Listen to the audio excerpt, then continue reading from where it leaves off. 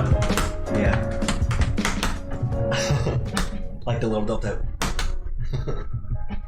Okay, we are good. We're recording. Everything's on. If there's any issues, anybody let us know. Oh, turn that. Yes, let us know. There. That would be an issue. Okay. How's it going? What's up? Folks? Welcome back. Are we on 31? Yeah, 31. Dude. Episode 31. Glad to be here. It's getting real up in Oh, here. Snakes, let me address you real quick, man. I'm coming after you. Hey. Hey, trust me, you want me to write these things down, man, or otherwise we're just kind of twiddling our fucking thumbs, so. But yeah, you're right. I'm always behind schedule, and that's actually one of the things I wanted to talk about was time. So we'll get into that a little bit. Jake said Venom Prison and Guns N' Roses. one of the fans is sick. Yeah, so Guns N' Roses, right? Fuck Venom I Prison. have a feeling he's totally into Axl. People like to hate on Guns N' Roses, and I understand it, but it's kind of like part of my growing up, especially with I'm my not mom. a fan, but it is nostalgic, so it's Yeah. I'm not a hater. You know what I mean? Just growing up with my mom, you know. Like, Yeah, it reminds me of your mom for sure. It's impossible for me to not like it. Just like Cranberries. Yeah, I love Cranberries. So Those two bands just immediately remind me of your mom. those are the bands that make me think of my mom the most, too. It's like nostalgic. I was really sad to hear that she passed away not too long ago. The Cranberries. Oh, I thought you were about my mom. I was like, what? No, What? I was extremely You sad. said that so casually. I was really sad to hear that she passed away. I'm still sad, man. Fuck. That's a fucking devastation that will never go away. Yeah, the Scorpions are superior to Guns N' Roses. I would agree. Absolutely. Yeah, the Scorpions are great. Fuck yeah. No, I meant the lead singer of Cranberries. I didn't even know that until like last year. I think she died 2018 or 2019, if I remember correctly. That's sad, man. Yeah. She must have been young. Yeah, I think she was in her 40s. I wonder. That's sad, dude. I wonder where she died from. I don't remember. I have to check that. That's sad to me when people die young. Hey, Yeah. that's a topic I'm going to talk about as well. I like that. Okay. We're already punching on things that we're going to be getting into. But before we do that, we're getting ahead of ourselves. Welcome back. Glad to be here. We got a few places for you guys to check us out at. Danny, want to do the honors? Sure, yeah. Apple and Spotify, which I haven't updated in a few episodes, but I'm going to update it probably tonight. So Nice. if I can remember, I've just been fucking swamped. Yeah, Apple, Spotify, and you can check us out on YouTube, Facebook, and Twitch for our live. And then for our updates, you can get us on Instagram and Twitter. Yeah. There it is. Nice. There it is. There it Sorry. If you was. wonder what I'm doing, I'm massaging my legs because they're dead. Been skating for like 3 days in a row. So Nice. Who else was chatting above there? Did I miss something else? no, What's going on? Oh, okay. it's just Jake, Oh, Jake. Okay, right on. Mr. Snakes. Glad to see you, Snakes, or glad to see your writing. Yeah, Jake, you should get over here. So We'll we have to can set you up, for follow-up. yeah, for a podcast, also for a skate sesh. Yes. Maybe we could film that skate sesh and put it on our YouTube. I mean, that'd be awesome, actually. We can start doing a lot of that stuff. Play a game of skate. I'm getting my moves back, man. I've been landing kick flips. I've landed a varial kick flip. Skated all day with Sean, huh? Right on, dudes. Where the hell is that at? Kelso's towards a little bit south of Centralia more. It's not a little bit. So that's almost Portland. It's like a half hour. It's not that much further. It's like 45 minutes, right? Even if it was that, yeah, it's not that much further. It's not quite to Portland, though. It's pretty close. It's like 20 minutes out of Portland. Is it really? Yeah, It doesn't seem like I think that. so. But It's like right on. actually, I love their venue. I love playing at Kelso. That fucking, their energy there every time. I think we played there once or twice, but both times I vividly remember the crowd like feeding us a lot of energy after every song. Yeah. Battleground is near Portland. Okay, see. Okay. Right on. Good to hear. It's 45 minutes to Portland from Kelso? Okay, I thought it was closer. Oh, right on. I thought it was like at most 30. So. In that area. Sweet. So what's new, man? What's been good with you in the last few days? So I passed all my classes. I like panicked, so I did. The one you were talking about, getting all the assignments done and Yeah. last minute. I was supposed to get up to like a 73% to keep my financial aid accumulative over all my classes. So I panicked and did a bunch of work and got like a 76, 77. So I like overshot it, but that's good, you know. So Nice. So you get your grade back pretty quick then. yeah. Like You got the grade- next day or something. Well, they're grading it and they submit it to the system online. So it's like right when they grade it, it goes into the system. So like I was getting them that night right after I turned them in. You know, like an hour or two after I turned it in, I was getting my grades back. So Nice. I always hated that, like when you do the SATs or something, you gotta wait a week. Yeah. Just like, and you don't know how you did. You know what I mean? you know what's worse than that? It's getting an HIV test. That's the test you don't want to wait a week for. You're like, can you just give me the answer? Yeah. You're like, fuck. Thanks, Jake. He said good job for everyone that's not reading that. Appreciate it, dude. So, otherwise, I had to gotten a job, and you know what? You know I don't like that. So Oh yeah. No, solid, man. That is solid. I've been skating a lot though, man. Fucking yeah, get my tricks back. So I would tell a story just for Jake. I was like trying to do a nose manual earlier because I'm fucking terrible at nose manuals. And Heather like asked me like, "Are you doing a nose manual?" And for some reason, like I got distracted because I couldn't hear what the fuck she said. So I like lost my balance. And at the same time, I was like, "What?" But for some reason, I like inhaled air as I did that as I was falling. So I like fell on my hands and like somehow hurt like my throat Weird. and my shoulders and my upper spine, which had to like crack back into place. And I think it's because I inhaled sharply right before I landed. That's like one of those It's anomaly type It was things. such a random because I got up right. I was like laying. I was like, why does my fucking throat hurt? Like it wasn't like severely hurt, but I was just like, why is that a pain Yeah. that's happening right now? And I was like, why does my shoulder hurt? It was the weirdest fucking thing. That's crazy, man. Yeah, that's one of those It was weird things that happens on like once in your lifetime ever, Yeah. if it ever does. It was so annoying too. I was like, this should not hurt. All I did was fall forward onto my hands. Like, what the fuck? That's fucking funny, man. Yeah. Well, it's funny now. I'm sure it wasn't funny at the time. But I've been landing. Yeah, I got like kick flips. Nice. Almost getting my heel flips. I've been getting my nollie tricks. I got nollie front and backside shoves. Got some fakey tricks now. It's getting sound like it wasn't skateboarding that caused the injury. Yeah, it was me being a fucking dumbass. I was just like, Got to practice your breathing techniques when you bail. dude, my nose. I'm getting pretty good at nollie tricks, but like my nose manuals are awful. It's so hard to balance. I don't know. Anyway, That seems, yeah. so that's all. That's literally all I've been doing since I finished my classes is skateboarding. Nice. It's been a lot of fun. I got a new deck. I got a blind. I don't know if you've seen blind. The one that had like the Reaper dude on them. They're usually like black and blue. I'm sure I've seen it. Ring a bell. Actually, I can just show you a picture real quick. Oh, it's not here? It's in Heather's trunk. That's cool, man. Yeah, here's my new board. Oh, sweet. Got a little skeleton. Y'all can't alien. see this, but whatever. Then we got Heather a new board too. Right on. So pretty dope. Heck yeah. Got some cool little pictures on it too. I like the alien skeleton Yeah, with the hoodie. yeah, that's pretty cool.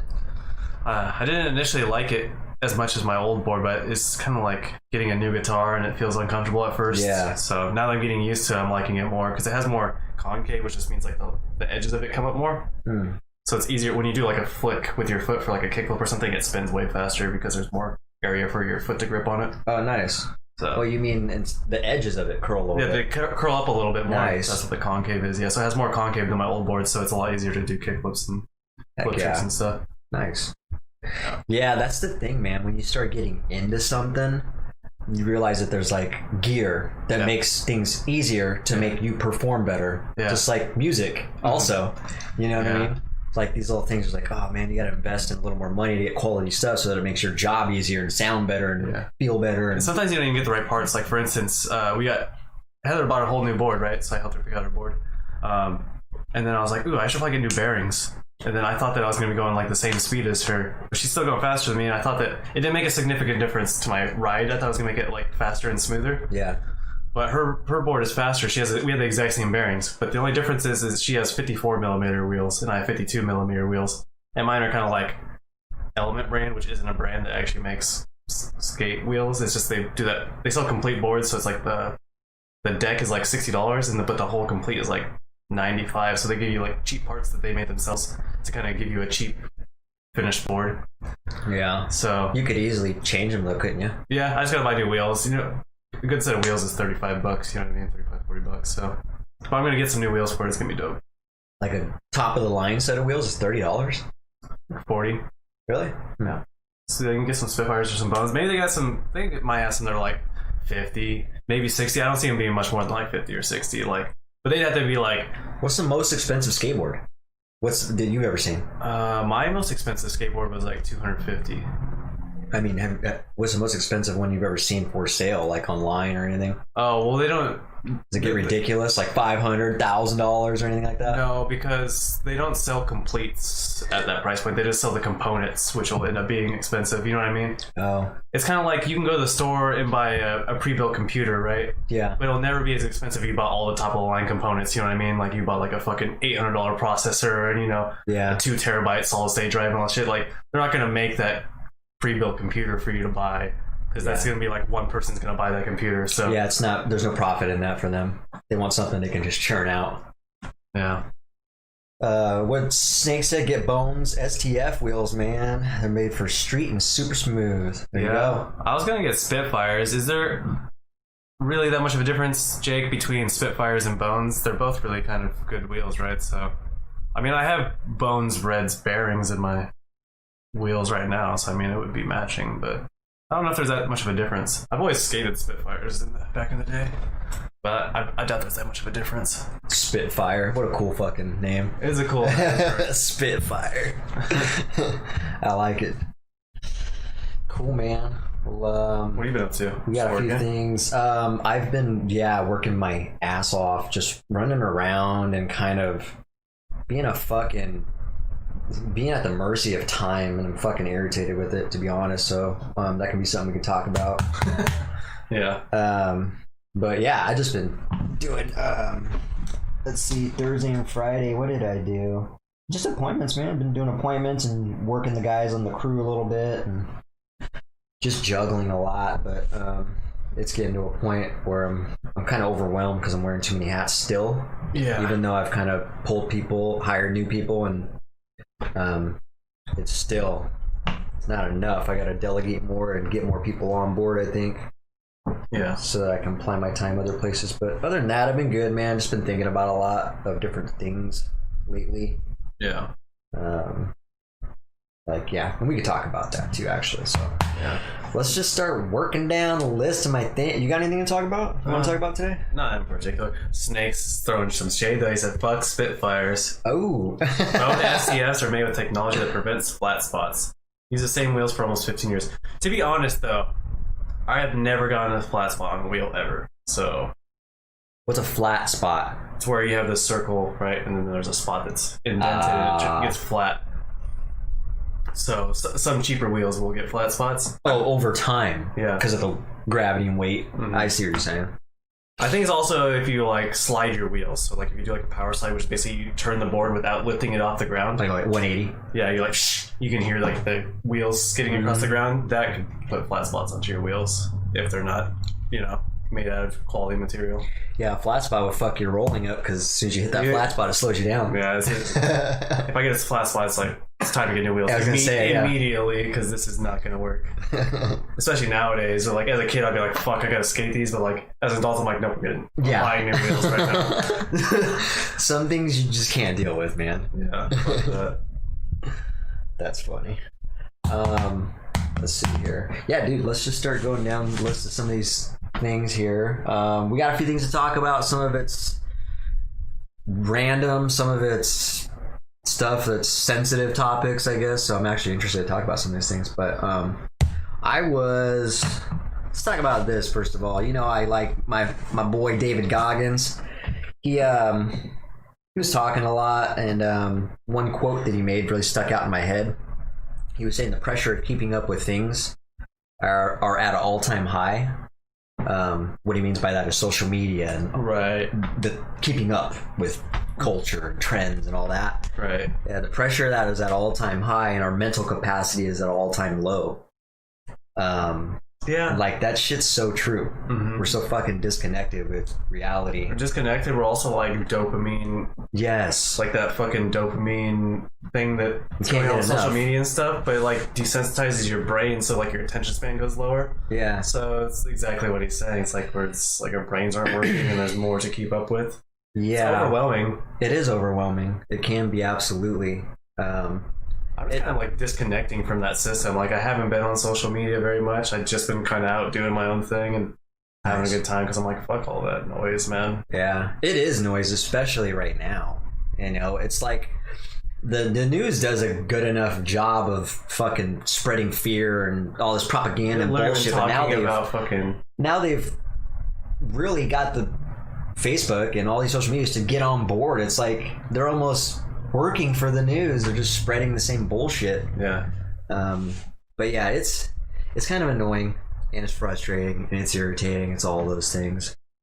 So I can see why people are checking out of social media, because you're not the only one that I know. There's a few people that are just like, I can't do this. See you guys. Yeah, I'm so over it. Like I'm so just happy to like just go skateboarding or work on art or play some music, you know, just fucking relax, have a good time. Yeah, like we're meant to do, you know, we're meant to just enjoy life, you know. So yeah, self-care. That's something I was going to talk about later, but that's what you're talking about, a little bit of self-care.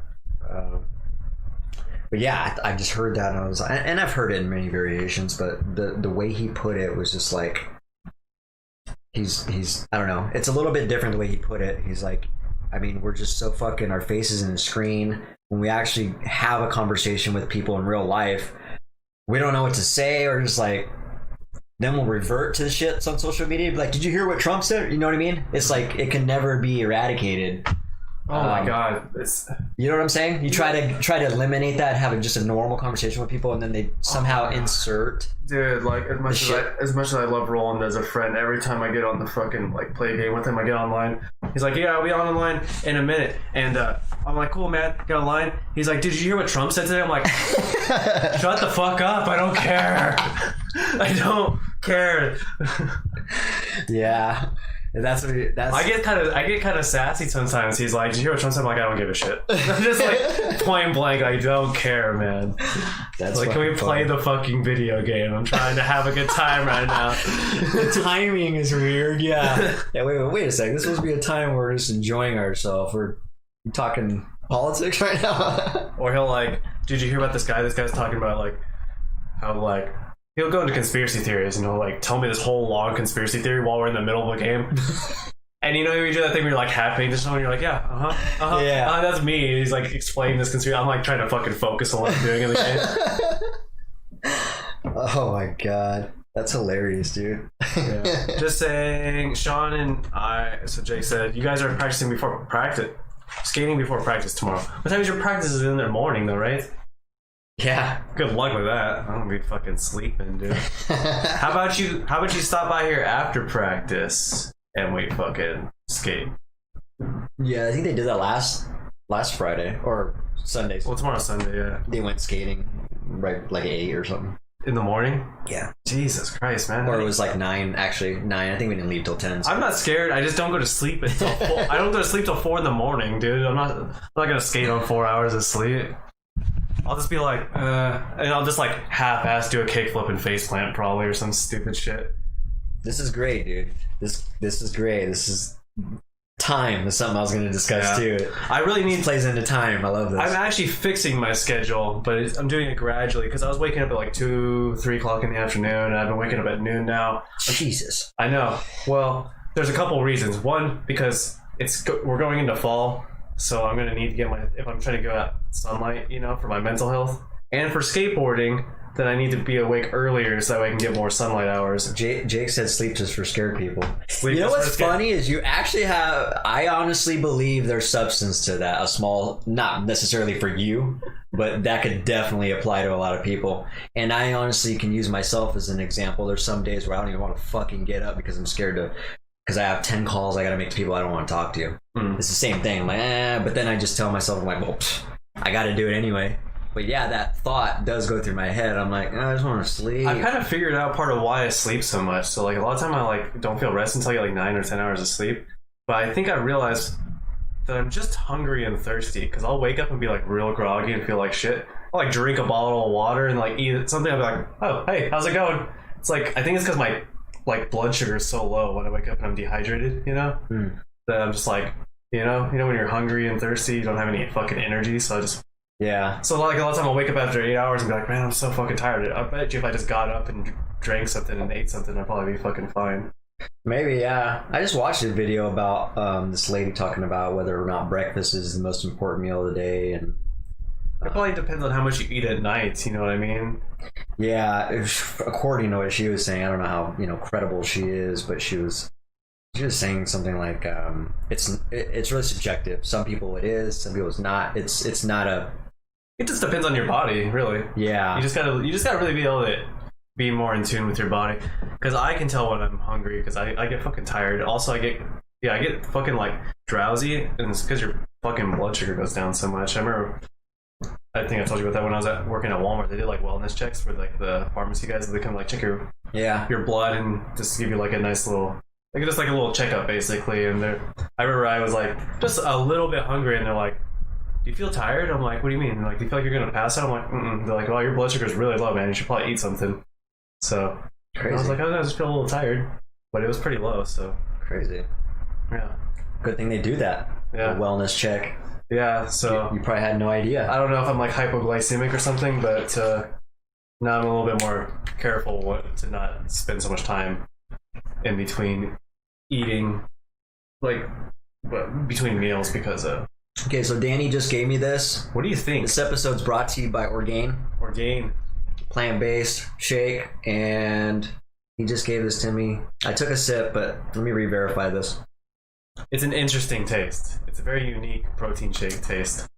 I like it. It has like a weird fruit. It has fruits and vegetables in it. So it has like that kind of chocolate fruits and vegetables kind of thing in it. It's good. Oh, Snakes, you didn't let me know your opinion on that Soylent chocolate drink I gave you. Oh yeah. Yeah, I gave Snakes some Yeah, those are pretty good. chocolate milk Soylent. So you'd probably like this one, man. This actually tastes really good. Yeah. 20 grams of protein. This one is healthier too. It only has 1 gram of sugar in it. I like that when they say 1 gram of sugar. Gelatin. Just kidding. I'm like, I always say that every time. Me every time. I'm like, huh? I'm like, it says certified vegan on it. Little running joke there.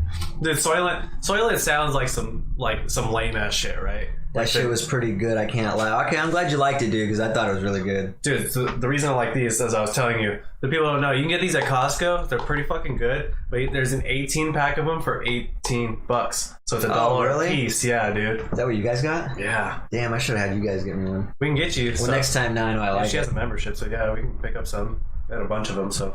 Oh, yeah. I mean, you can't beat that. $1 a freaking Yeah, because the drink. Soylents are like $3 a piece. You know what I mean? So it's, and it tastes fucking great for $1. You know what I mean? Like that's fucking great. So I mean, that's really that's a really good deal. it's a in my steal, opinion. man. Yeah, For real. that's why I like Costco. Because I only take one of these a day, so that will last me, almost 3 weeks. Nice. So Yeah. Oh yeah. So yeah. Anyways, just to wrap that up, definitely the pressure of everybody trying to keep up with times and the mental capacity being way too fucking low because everybody's too absorbed in social media is an absolute truth. I think we can all agree. We're all guilty of it. Me talking about this doesn't mean I'm an exception. I'm part of it too. I'm aware of it though, so I'm not so caught up in the fucking gerbil wheel as much because I check myself all the time. I give myself a mental check anytime I feel like I'm slipping on anything that I value, whether it's my demeanor or something I'm getting involved in, something I'm associated with. So, but I'm a victim of it too. So as long as we're aware of it, maybe we can kind of limit that shit though, because I don't know, man. I think of Timothy Sheaf. Remember I was showing you the guy who did the rope exercise? So he's all about nature and connecting and getting back to nature. He's all about this shit too. He's saying that we've just disconnected from nature, and not to sound like a nature boy, but I do believe in connectivity with nature. I feel much better out. I'm outside all the time now. You know what I mean? And like, dude, we found this new, like this mellow hill in fucking at St. Martin's University. They have this place where they like play disc golf, and it has like, oh really? You know how like the golf courses have like a walkway kind of, where they do the carts. It's kind of like one of those, but it's just smooth asphalt. It's on this mellow hill. I like that. So it's so they got the chain thing that they throw the. Did you say disc golf? Or it's frisbee golf. Yeah, the same thing, right? They have that the it's goal like, is like a chain around it. Yeah, and they try to throw the frisbee into it. Yeah, dude, I seen an epic. I don't know if you've seen it, but a guy did like the most epic frisbee shot. It was so far, dude. It was like through some trees and it did an arc. Yeah, and landed right in it, dude. It was like some 1 in a million type. It seems shit, like dude. such a dorky sport, but people love that shit, dude. I was out there, dude. There was this buff dude. He was just like hurling this fucking frisbee. He walks past. I'm like, hey, what's up, man? He's like, what's up, guys? Like, this is a weird sport for you to be doing, dude. I mean, frisbee's fun, dude. Yeah, well, There's an enjoyment when you do that and you get a nice straight loss. It's just like I'm just saying it seems like a dorky sport. I'm not saying it is. I mean, I'm not gonna knock people for playing whatever they want to do. Yeah, and you're doing a nice outside activity, so that's cool. Yeah, I've never played disc golf, but it looks like fun. Yeah, but well, it's on that nice course, and there's a bunch of nice trees around. It's been sunny, and I just feel like so nice out there. Yeah, it's like some days I'll like leave my phone, you know, like at Heather's place or my place, and just go skateboarding and be like, I don't even fucking need my phone. Like, who cares? Yeah, man, I wish I could do that. I'm so over the fucking technology. Like, you know, like I'll play games on my computer, but I'm not trying to like be on social media and shit. I just don't care. Nice. All right, snakes. Fuck you.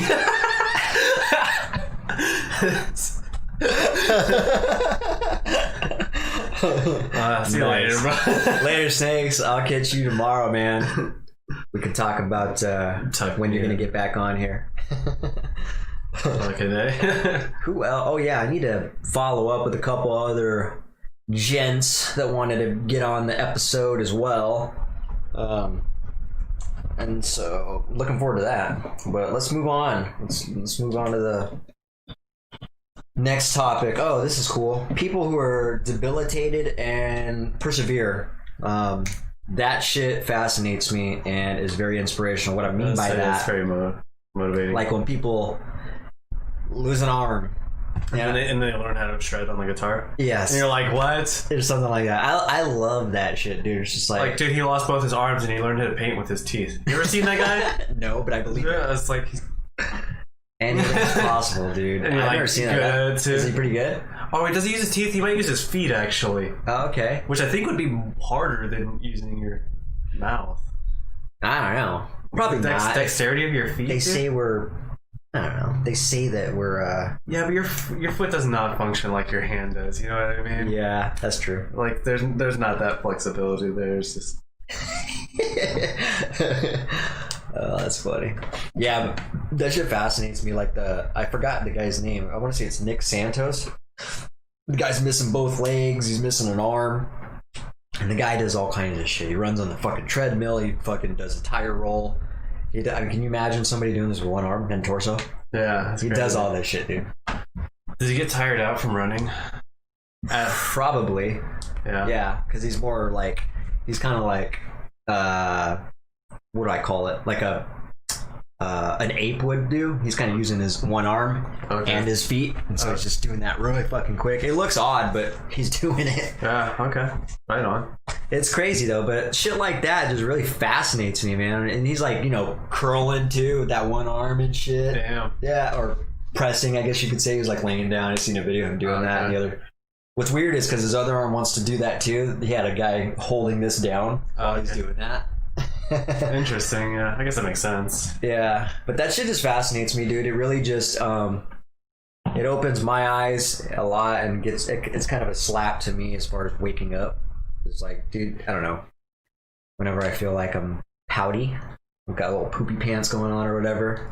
it's like, man, look at this fucking guy, dude. This guy's doing all this shit and you're fucking complaining about this. Those guys are usually like, they seem to be happier because they're like, well, at least I'm still alive and I can still do things. But it's like, well, you have everything already. It's like you take everything for granted a little bit more. Yeah. So you start fucking getting upset about little fucking things that don't actually matter. I know.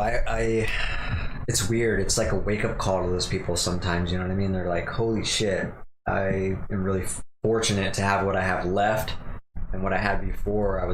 I should have been more grateful. Mm-hmm. I guess maybe that's what they think. I don't know. Yeah. I know that for sure they're fortunate to have the life, to whatever, still be alive and able to do anything really. Yeah. But yeah, I don't know, just people taking shit to the limit while being debilitated is fucking cool to me. It's just like, dang dude, what's your fucking excuse, man? Like, not to that person, like to someone else who's complaining. It's like, what is your fucking excuse? You're going up to the debilitated dude that's like fucking pumping on. You're like, what's your fucking excuse, man? Pump more. Right? Shit's weak, dude. It's like the douchiest person ever. Right.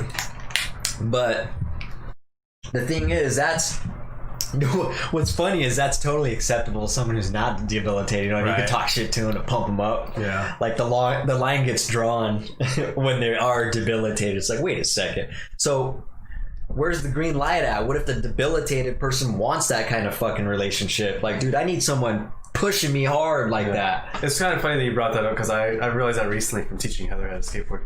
I'm kind of a pushy teacher. You know what I mean? I'm less of I've been working on my appraisal. You know what I mean?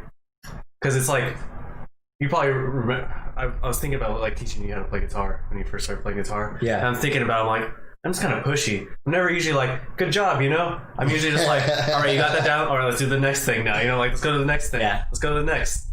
Okay, you can do that? All right, let's do this. I'm just like pushing people. I guess that's kind of the teacher I am, though. Yeah. I was like, you know what? I need to like tell you are doing a good job. So just let you know, I'm really terrible at telling people. Well, you also are a little bit impatient too. So not only are you pushy, but you are extra pushy. If no one's getting up there, you're just like, yeah, get it together. Yeah, you like shame a little bit. It's like, come on, man.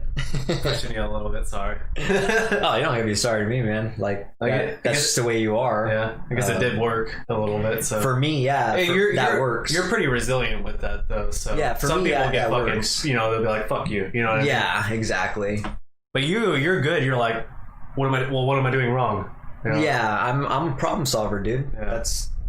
I've always been a problem. Not always, but the last better 15 years of my life, that's what I focused on. Is not friction so much as just how to get through it. What's the next thing to get through this? You know what I mean? And then if there's friction in between there, that's not really what's important unless it's really damaging. There was a couple times where me and you were like, I think I told you a couple times, like, dude, don't talk to me like that or something like that. I don't even remember that. So. Yeah, I was like, you don't have to talk to me like that. I remember I said something like that. Okay. It was like twice ever. Oh, okay. Out of the whole time we were ever practicing. I don't recall that at all. Yeah, because you were getting irritated and I was like, just chill out, man. You don't have to be all upset about anything. Yeah. But you calmed down. Yeah, nowadays, I don't know. Maybe I was annoyed. I think back then I'd been more annoyed that you couldn't get it. But nowadays, I guess my mentality is a little bit different. I might still get annoyed, but I might just be like, why can't I fucking word this and get it in a way that they can understand? It'll make it easier for them to learn it. Because now it's just like, now I know that you can teach things from so many different angles. I'm like, how the fuck do I get this to where they'll understand? Well, things are received different angles as well. So yeah, exactly. Now you know all of this. Yeah. Like to teach Heather some things, I've had to go like, 8 different angles. I'm like, all right, well, that's not working. How about try doing this instead? Or like thinking about it this way. Yeah. Maybe that'll help you, No, that's good, man. Being aware of that is really good because it sounds like you're aware of it. So that's pretty good that you've adjusted because although it worked for me, most people don't like that. Luckily, I'm not as irritable as I was back then. I mean, I still get irritable sometimes, but I was a teenager then, so I still had that teenage fucking testosterone too. I was like, fucking do the fucking thing. Why Not only that, you were putting in more time than me, so I'm working a full-time job and trying to learn. Like, I was playing catch up big time. But it's fun. It's still fun that's what I needed to get the chops up quick. So yeah, you did too. I think within like 4 years, like 4 or 5 years, I feel like I finally started getting some good techniques. I would say you caught up to kind of my techniques, and I was a couple of years ahead of you, like 2 years ahead of you, something like that. Is that when did you start playing? What year was it? I was 25, 37 now, 12 years ago. 2007, 2008. 12 years? I've been playing guitar 12 years. That's fucking weird. 2007, 2008. That's around when you started. That means you must have been playing like 20 already now.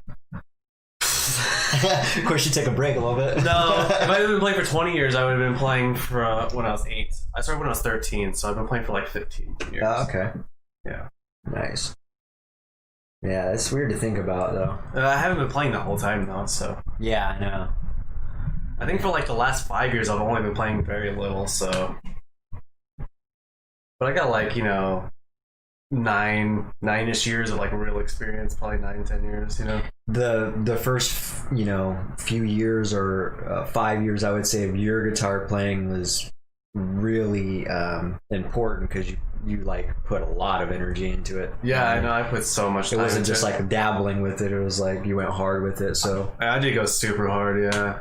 And a lot of that kind of stuck because I can pick up the guitar, and within maybe a month, about a month, if I put in the time right now, I could probably get up to that same kind of, because I already know what I need to do. Yeah. In my head, it's just more of getting the muscles back to where they need to be. It's just smoothing out the rough edges. Yeah, exactly. It's the same thing with skateboarding. It's only taking me about a month now. I'm getting my flip tricks back, and I can still maneuver around just like before. There's some days, man, I'll play guitar and it literally takes me like an hour of playing until I finally get warmed up. So, dude, I'm not even kidding. Me too. Like, I'll just be like, my arm will be, or my hand will be tired maybe or something. And I'm like, damn, I don't know if I could play another 2 hours or something. And then after an hour goes by, I'm like, you hit that spot where you're like, not so exhausted. I don't even know how to explain it. It's like you're almost exhausted that it's numb. And it's like comfortable. Oh no, you kind of your muscles loosen up. You start getting that tightness. I guess that's the word. Yeah. But you're putting in too much tension into your playing. I think is what it is. So like if I was playing with you now, I'd be like, you need to like loosen the tension, bro. Because I think it's what it is you're putting so much tension,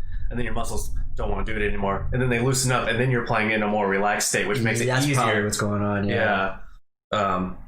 What's weird is, I'll pay attention to that while I'm playing too, like all the little... You're always more tense of a player than I was. And I have my moments where I'm real tense too, but yeah. I understand what you're saying though, because it does take sometimes, especially when I was 23, when I was drinking all the time. I think it's because I was always like hungover. So it would take me sometimes, if I was like hungover and like I was like, oh, I have a couple beers, it would take me I'd be like, I need to warm up for an hour before a show, because otherwise my shit is not going to function. It's not going to be working. You just reminded me of that one time, dude. We were playing with Brandon at his house and we were all drinking.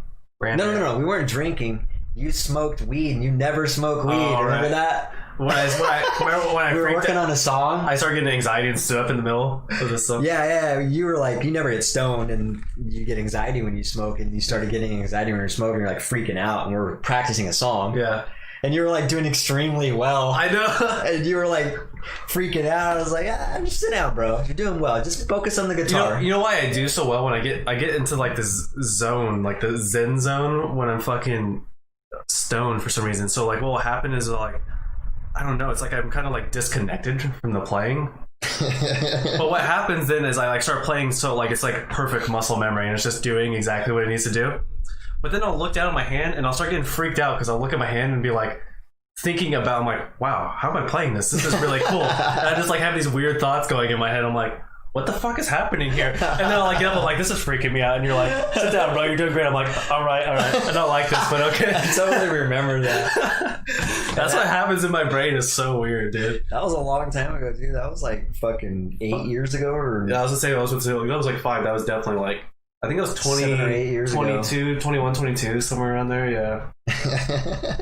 I remember that, dude. We were just kind of having a good time, and yeah, I was fine after that, too. Yeah, you totally made it through it. That was what it took, is just to not let you think about it too much, just have you focus on the guitar. Like, don't start walking around. Yeah, just sit back down. Just chill and think about the guitar right now, dude.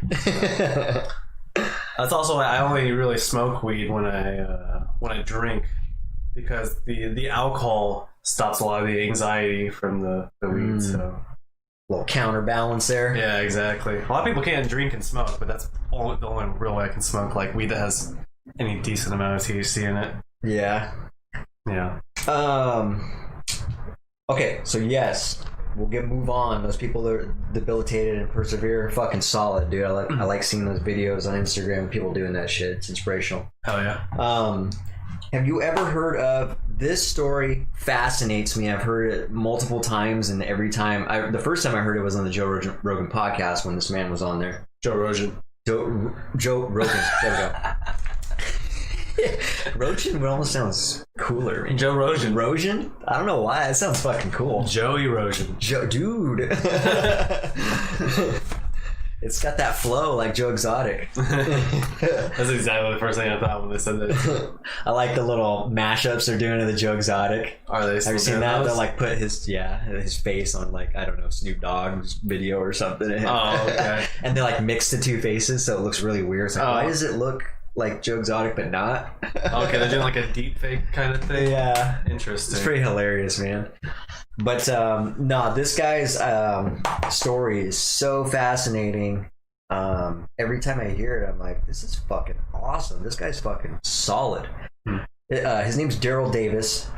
And basically, he is known for infiltrating, I guess you would call it, the KKK.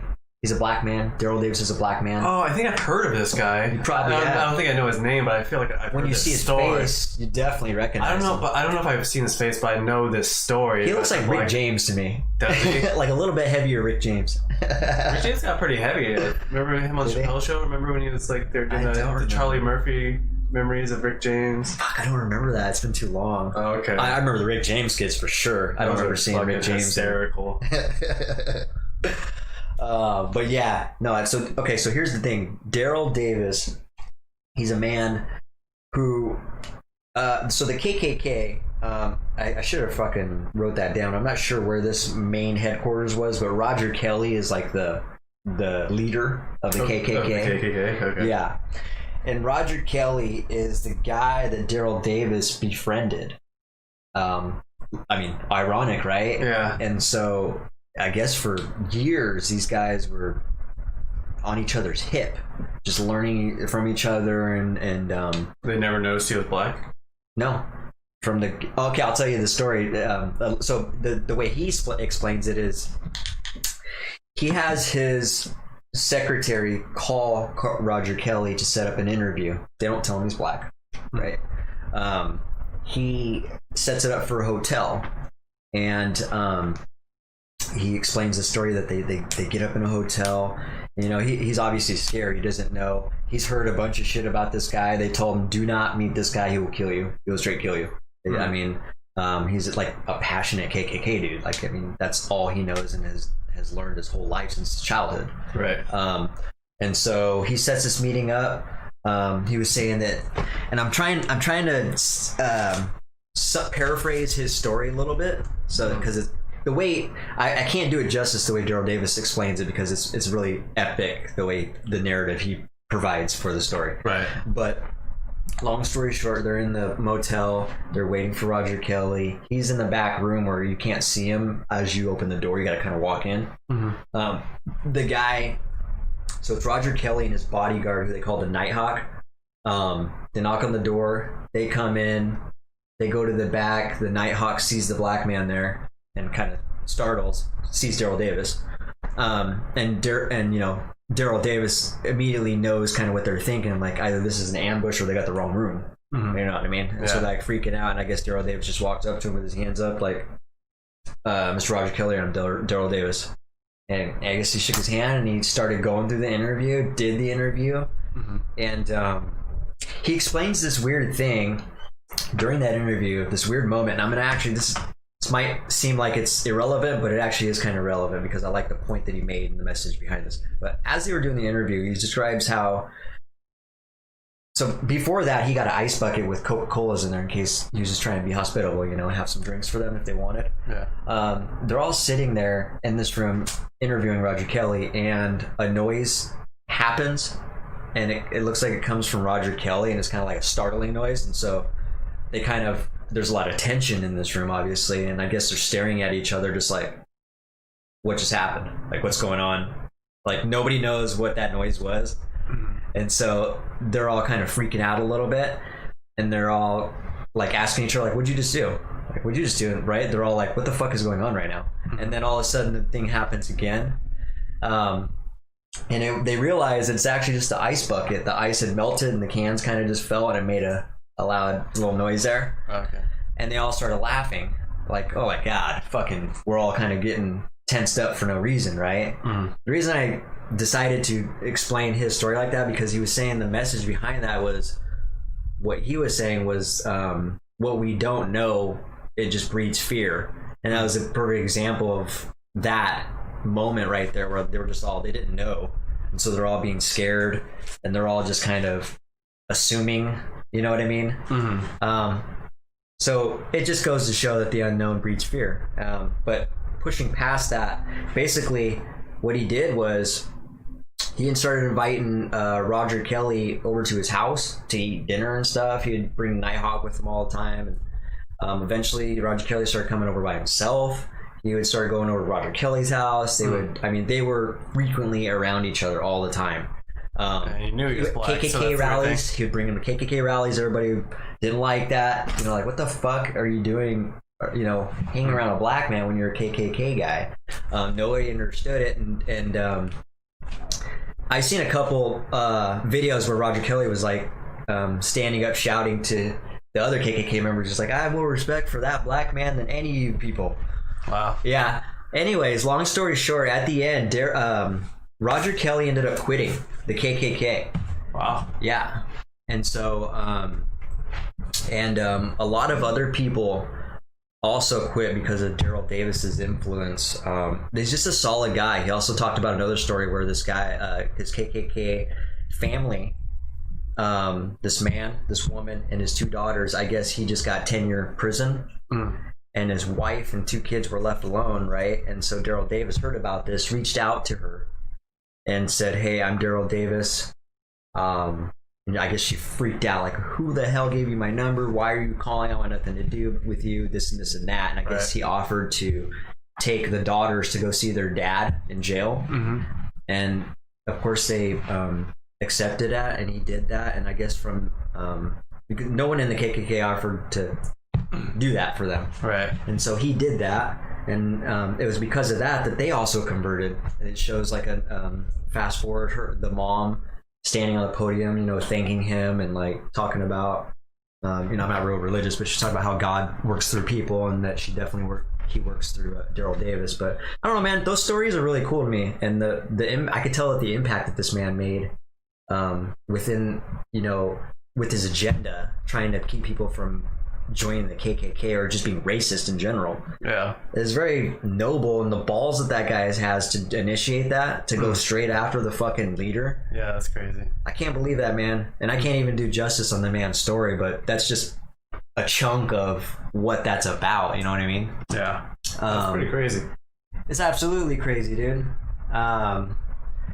What, like, I guess I know how you feel about that. That's awesome, right? Yeah, exactly. And not like a lot to say to that, just besides like, that's crazy, that's awesome. And it's like, yeah, he is very brave. So he's a cool guy, man. I guess he plays guitar too, and he was playing shows at the time. He met Roger Kelly, so he would invite him to shows and stuff. And Roger Kelly would come out with the Nighthawk and watch him and stuff. Interesting. Yeah.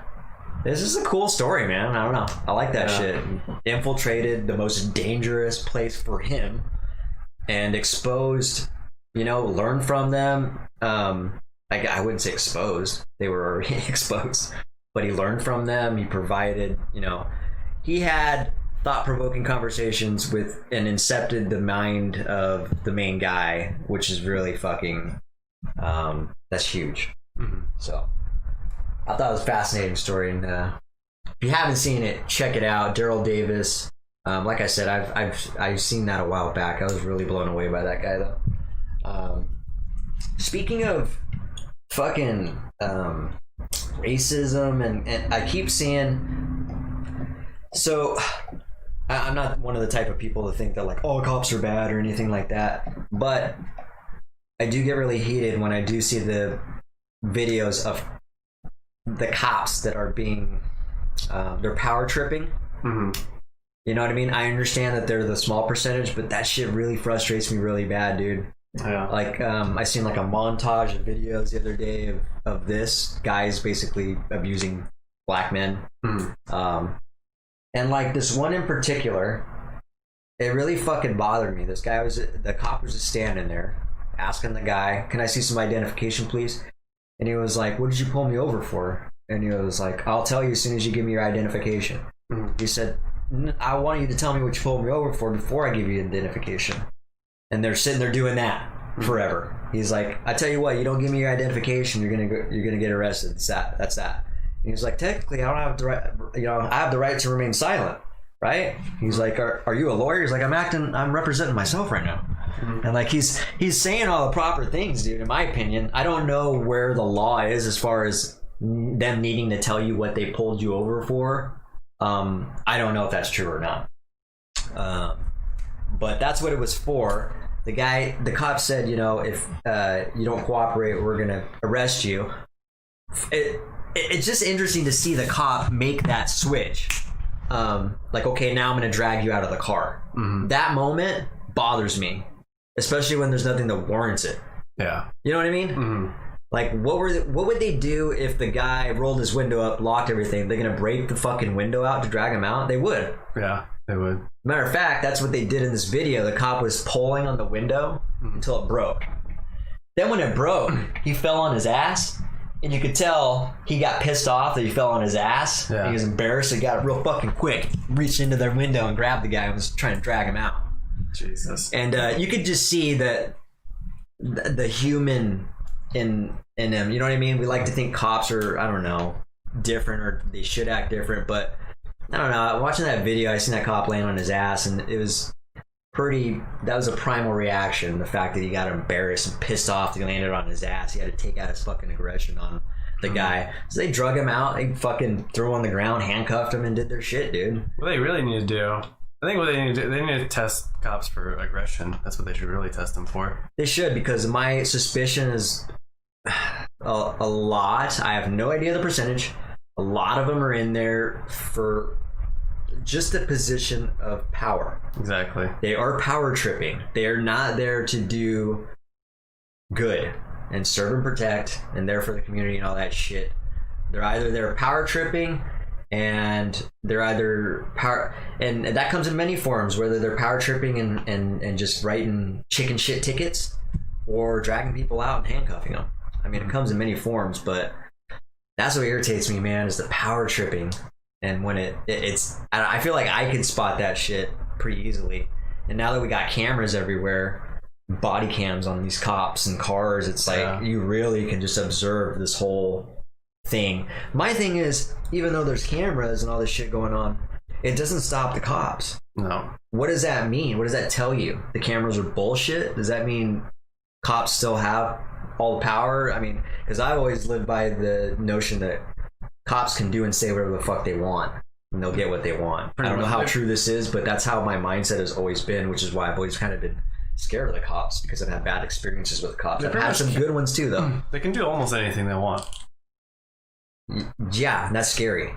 That's why it's scary, because you don't know if he's good or bad. Yeah. The fact that they can do whatever they want, and if you don't know if they're good or bad, that's what it's the unknown. Yeah. It's like, fuck, I don't know what I'm getting into right now. Cops are crazy. I remember hearing about one of these cops in Sheldon. They're like, went over to this house and was like, I think he was like busting people for smoking weed or something, or like drugs or something, and started like smoking meth. The cops started smoking meth. Really? Yeah. Weird. Yeah. What, at a party, you mean? Or I don't know if on it was his like own a type I don't know shit? if it was like a party, or like, a little room full of people. You know what I mean? Yeah. Maybe like 5 people or something. You're saying he joined in with people? Yeah, I think so. That's crazy.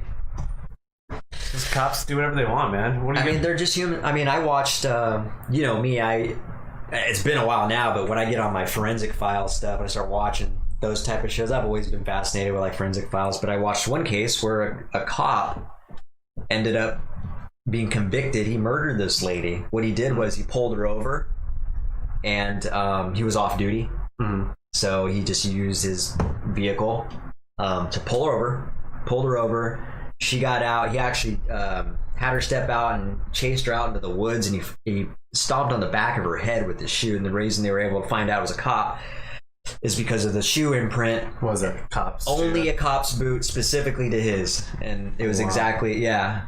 And that just goes to show, even everybody on there, the prosecuting attorney was even saying that, and she was married to a cop. She was saying, if you ever get pulled over by a cop, make sure you pull over into a lighted area. Make sure you're in a safe area. Just because they're they're cops, they're humans. Yeah. So yes, cops can murder, cops can do drugs, like he said. Cops can really just be evil because they're human beings, and that's what's scary. That's what's scary. We don't know if they're all have good intentions, and that's what sucks. Mm-hmm. But back to those videos, that shit just irritates me, man.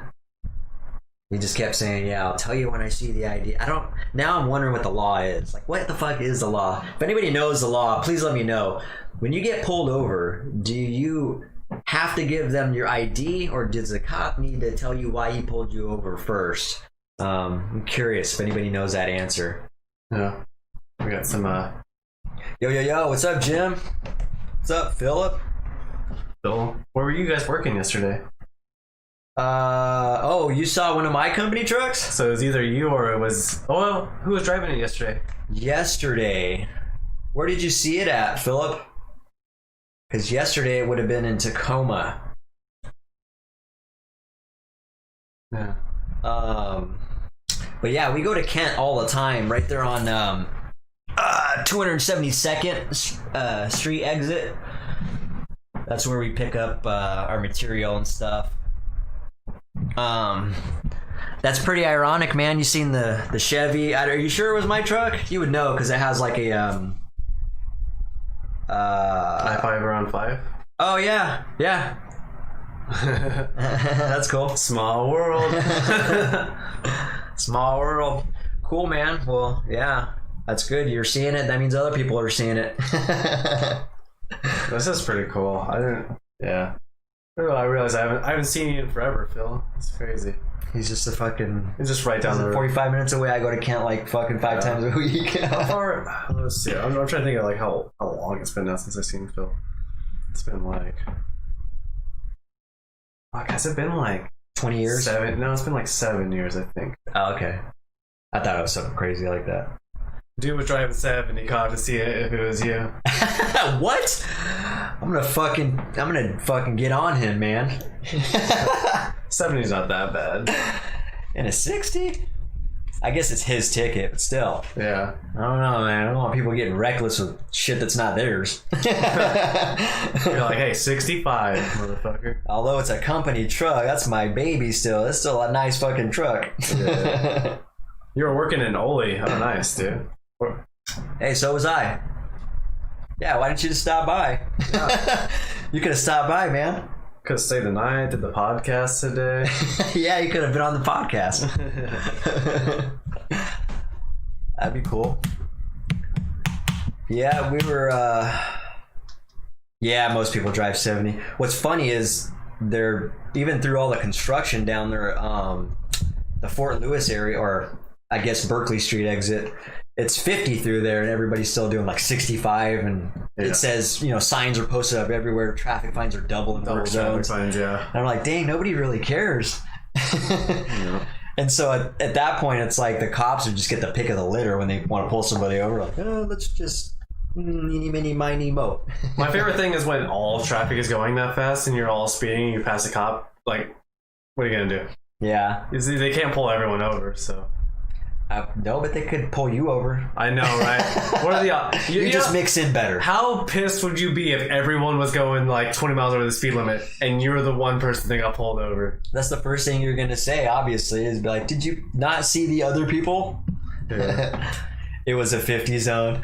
Yeah, that fucker, man. 7:30 in the morning in the 50. All right, bro. I'm gonna have that. I heard some shit about you. Be like, bro, I see all. I'm gonna start the conversation like this. You got something to tell me? Yeah. That's what I was about to say. You have anything you want to tell me? Yeah, anything you want to tell me? Oh, I love starting conversations like that. It sucks because it gets people's minds racing. Like, does he know something?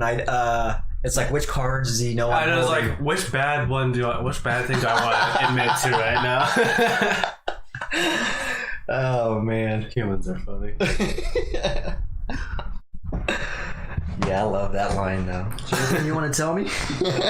Like, nope. What? Immediately people are like, it's like fear, instant fear. Like, wait a second. It's kind of the same thing as like when you're in a relationship and you're like, hey, I need to talk to you about something. Yeah. If you don't immediately start talking to them, they're gonna be like, what is it? I'm fucking freaking out, dude. I know the priming, the prime, you know what I mean? Like, just get to it. If your partner says that to you, that's all you can think about. If they don't immediately start talking to you, you're like, oh fuck, what are they gonna talk about? It just reverberates in your mind. We need to talk. What the fuck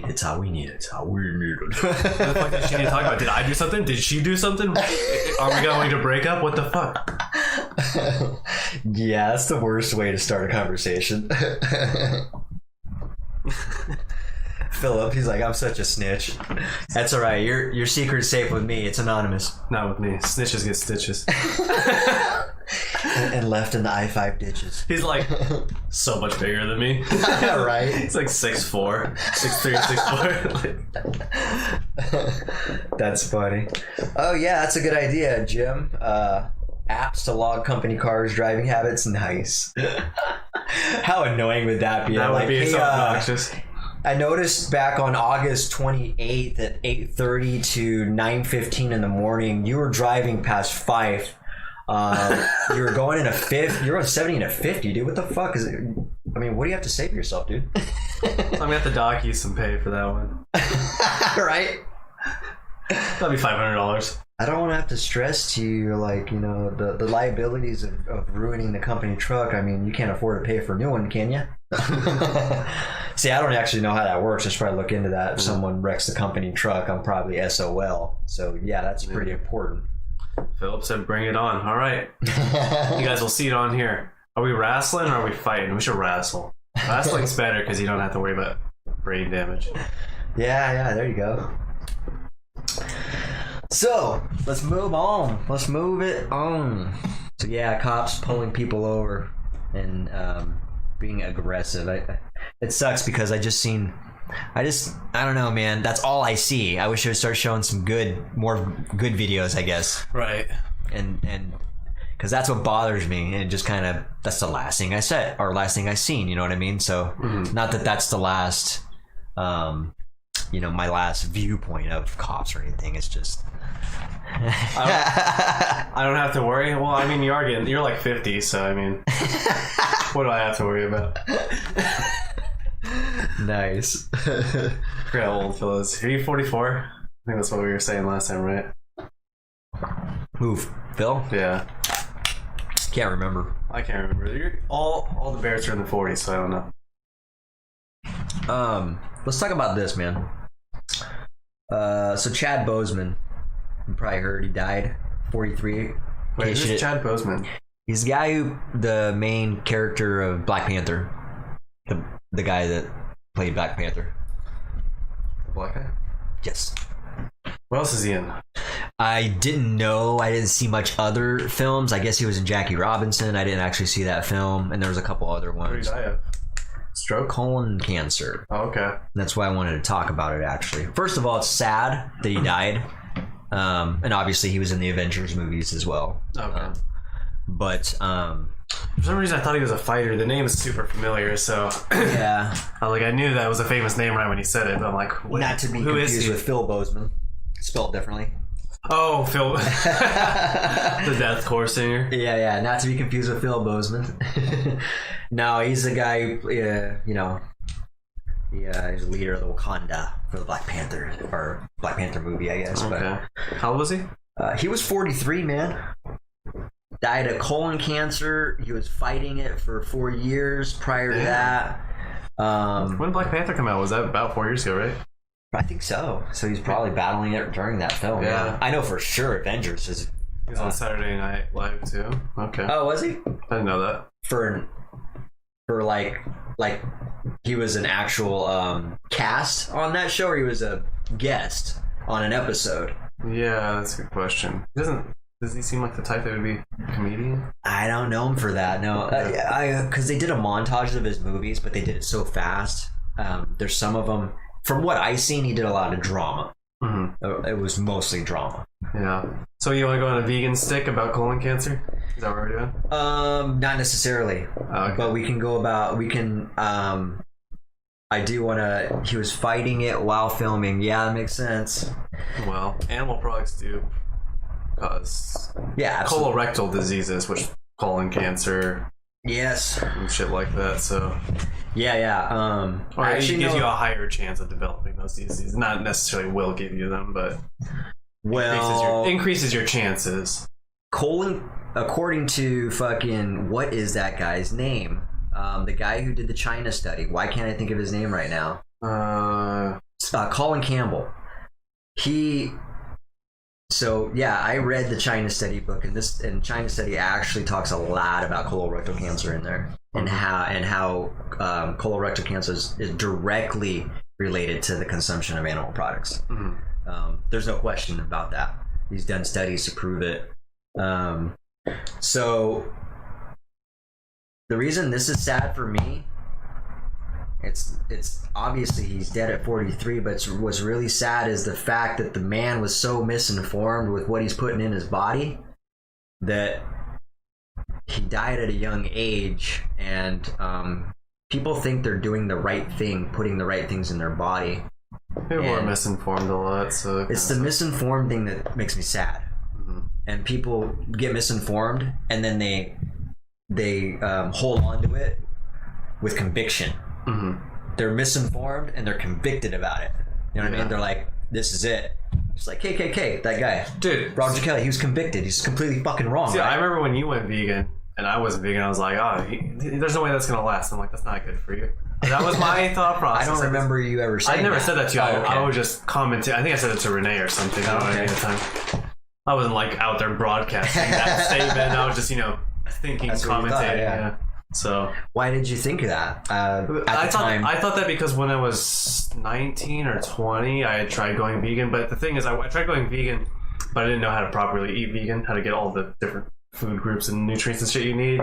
So I ended up getting like malnourished and like feeling like shit. Doing it for a couple of weeks and being like, that's not maintainable. So not only that, the first couple of weeks you're transitioning still. Well, I wasn't eating enough calories and stuff. I didn't really know what to eat on the vegan diet, so I was just like, oh, get some nuts and stuff, and like it was really weird because I had gone from eating like fast food and Hot Pockets and Top Ramen and soda and shit, so pizza, hamburgers, shit like that.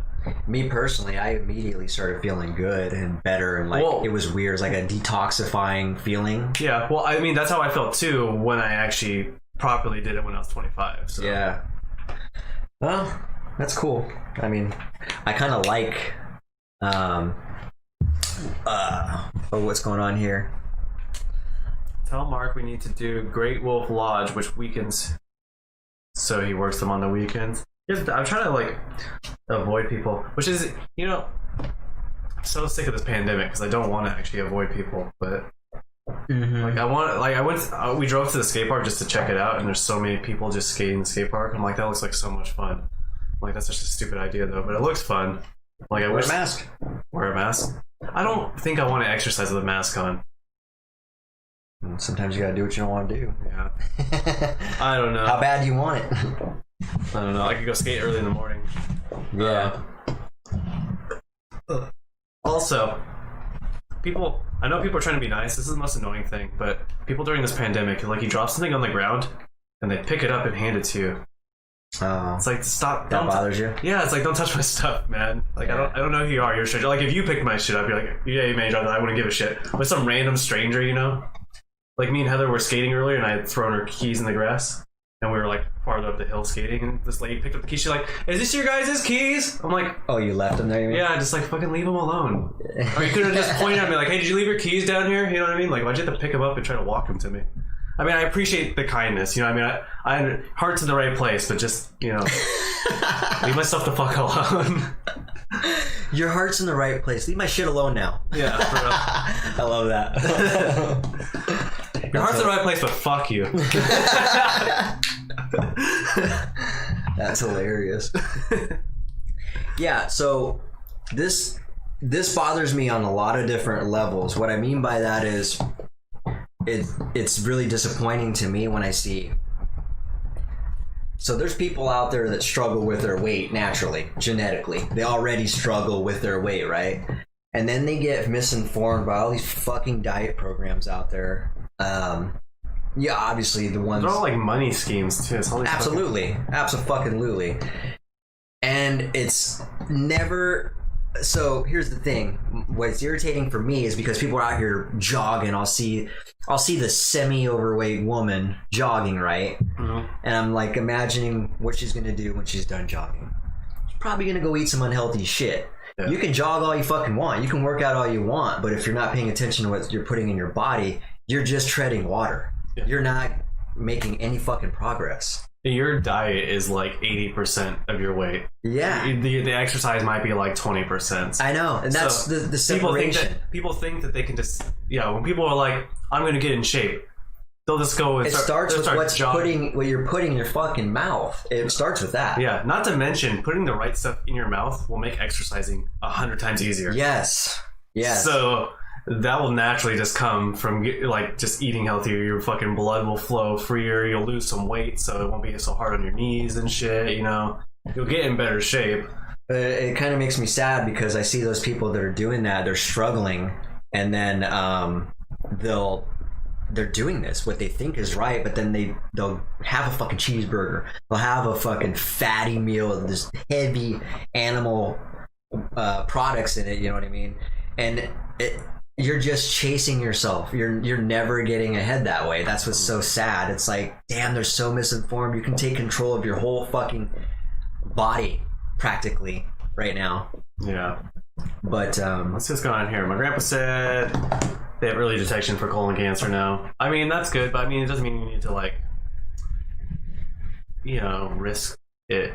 I mean, people make their own decisions, but people should be informed about their bad decisions. It's like when you buy cigarettes. Yeah, when you buy cigarettes, it says, hey, this product may cause cancer, but you don't have that on meat or something, you know what I mean? Which is directly linked to like colon cancer and stuff. They should have it on there. Just, it's not really like, I mean, all meats are that way, but really the things that do it the most are processed meats. So like hot dogs and shit like that, those fucking disgusting. Are directly linked to that's so gross. Colorectal diseases. So especially like on hot dogs and stuff, they should probably say that on those.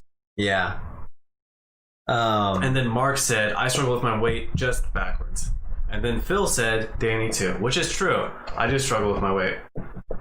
I just struggle eating enough food sometimes. It's more of an anxiety thing though for me.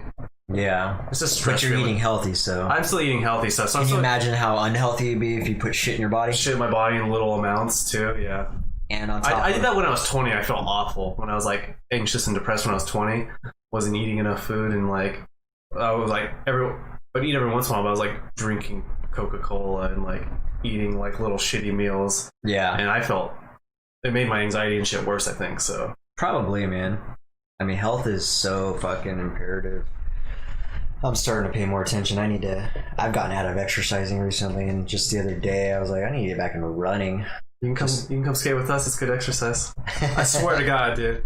I want to run, actually. Yeah. I like running. Running is fun.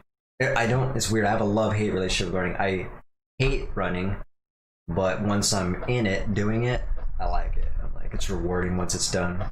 Yeah. You can come bomb some hill with us. It's a good way to connect with nature because you're outside. Just kind of breathing that fresh air in and the fresh air. Young black males have been more affected. But you mean affected? It is true. So black people have more of a risk factor for getting like colorectal disease, heart disease, and strokes. That's weird. I didn't know that. Yeah, it's also like I think it's like black and native people really get diseases a little bit more, and I think it's because they're like not as adept to handling those toxins as like white people are, because white people have had those we're acclimated to it. Yeah, we've had it for a more longer time. You know what I mean? Yeah. Like dairy, for instance. Like white people have been consuming dairy for way longer than any other race of people. So. Yeah. So, but you understand what I'm saying about that. It's just really sad to see people that are just really struggling to change their physique, but they just don't go to the source of what's going to do that first, and that's. Man, pay attention to what you're putting in your body. Dude, that's eliminating fats, most specifically. When I was 23, I was 22. I was eating like shit, I was drinking, and I was working out. And I remember I went from like 175 to 160. Damn. Or 165. But I only lost like 10 pounds. But here's the thing. When I went vegan, I went from 165 to 135 in a month with no exercise. Yeah. And I wasn't even cutting calories. Like, I didn't cut calories. Like, I wasn't starving myself. I was eating just the same amount of food. Man, I just It's lost just because the you were weight just came- shedding that unnecessary weight. That was, I mean, that wasn't your natural weight, dude. Most people's aren't at their natural weight because they're fucking. If you eat animal products, you're not at your natural weight more than likely. I would say. They have those charts, so the only people on average that are in the healthy BMI range are vegans. Even vegetarians are like 1 or 2 points above on average. What's the BMI? Basal metabolic rate. But it's body mass index. Sorry. Okay, that makes more sense because I can understand that. Yeah. It just basically means your height to weight ratio. Yeah, So proportion. yeah. So Nice. if your BMI is too high, that means you're overweight.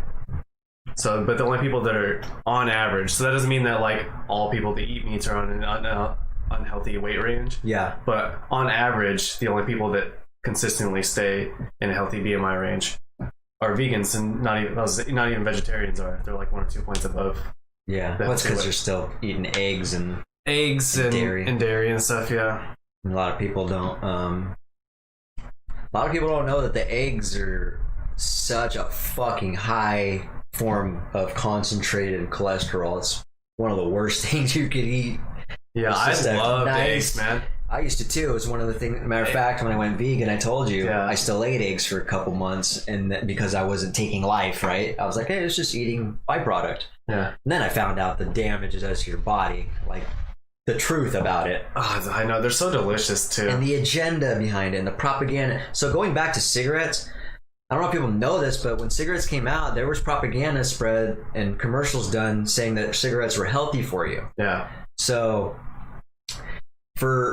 and look at where we're at now. Obviously, they have the warning labels on cigarettes now because they have to. Same thing with eggs. Eggs also used to say that they were they're a good form of omegas. They're healthy for you. This and that. It's actually illegal for them to say that the eggs are healthy. Now it's illegal to do that unless you fund it yourself. Yeah, if it's you fund the ad yourself, you can say whatever you want. But if it's government funded, then you can't say that. Okay. Yeah.